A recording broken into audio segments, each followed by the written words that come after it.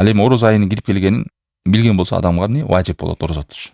Эми ошол ороз айынын кирип келгенин 3 жол менен билинет дейт. Биринчи жолу ошол айдын көрүнүшү. Мисалы азыр мына Шабан айындабыз. Шабан айынын 29-unda ай каралып баштайт. Биринчи жолу ороз айынын кирип келгенин кантип билет? Ошо айдын көрүнүшү менен. Алла Таалам Куранда айткандай: "Фаман шахида минкум шахра фалиясум." Кимде ким күбө болсо, ошо ороз айына анда орозо тутсун деп. Күбө деген ороз айына кирип келиши. Ал айды көрүшү менен болот. Айды карап орозону тутуп баштагыла деген сөз. Кимде ким өзү айды көргөн болсо, адамдардын алыс башка жакта болсо дагы, ал адамга эмне болот? Орозо тутуш парз милдет болот. Ай дегенде ошо Шабан айынын 29-нан баштап каралат. Бул биринчи жолу, биринчи түрү. Орозонун кирип келгенин аныкталышы менен 3 жолу да деди. Ошонун биринчи жолу ушул айдын көрүшү. Экинчи түрү бар. Ушул жол менен эле кабар берсе, сизге ороз ай кирип келди, парз деген милдетти билесиз. Бул аш-шахадату аля ру'я. Ошо айдын көргөнүн башка бир адам кабарлашы. Же күбөлүк өтөт. Мен көрдүм деп кабар берет. Ал адам адилеттүү, жалган айтпаган, намазы бар адам болуш керек. Жанагындай алкаш же арактан баш чыкпаган, жалган айткан, намаз жок андай адам эмес.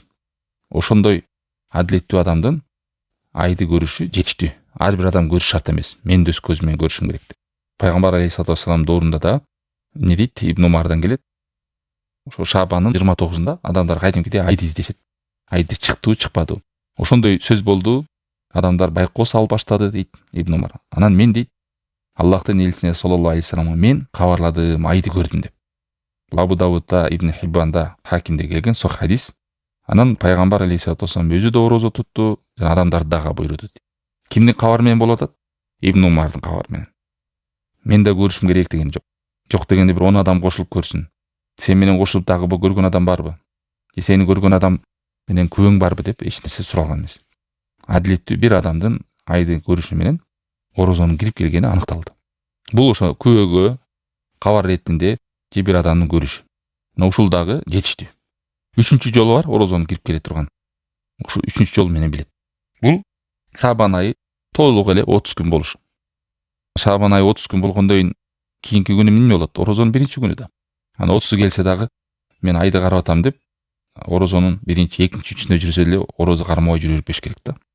Ошо кээ бирөө чаташат экен да. Айды көрбөй калсам эмне болот? Айды көрбөй калсаң анда 30-чу Шабан болот да. Андан арткысы биринчи Рамазан болот. Себеби дегенде могу хижриде айлар 29-нан жаңырып калат. Аны 30 деп толтурам деп жүрө бербеш керек да. 29-нан жаңырса биринчи Рамазан кирип келет. Эгерде жамгыр жаап, күн булут болуп, эч нерсе ошондой не деп коет, туман жанагындай кара булут каптап, айды көрүнүшүгө тоскоолдук жаралып турган болсо эмне кылат? Анда болду. Кабар берген да адам жок, айды көргөн да адам жок. Анда 30-чу Шабанга кирип барат дагы. Эртесүнү Рамазандын айынын биринчи күнү болот.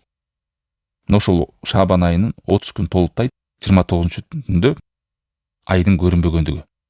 Жамгырдын же булут каптап, ошондой тоскоолдуктар жаралат. Себеби пайгамбар алейхиссалату вассалам хадисинде келген. Абу Давудда чындыгында ай деп ошо 29 күн деп. Ошондуктан силер айды көрмөйүнчө орозону кармай бербегиле деген. Ошондой эле айды көрмөйүнчө оозду ачып салбагыла. Бул деген баягы орозонун акыркы 29 күнү. Эгерде кара булут басып калса, көрүнүүгө жол тоо болуп, тоскоолдук болуп калса, анда факдуруля. Факдуру деген мааниси анда Шабанды толуктагыла деген сөз. Шабан айы бүтсүн деген сөз. 30 күн болуп. Анан 30 күн болгондон кийин эртесүнү биринчи Рамазан айы болот. 30 күнү уже түндө саарлыкка туруп баштайт. Мына сүннөт жолу ушундай туугандар. Анан кээ бирөө эрте эле датаны бекитип коет. Болду, ай карайбыз, карабайбыз белгисиз. Кээ бирөө ошо 29-unda ай чыгып калса деле тутпайт. Шабанды толтурабыз, бизде календарда ушундай бекитилген. Эми бул билесиздер, ушундай болуп келет ар өлкөдө. Эң негизгиси мына ушул 3 жол менен орозонун кирип келген жолун аныктоо жолдор.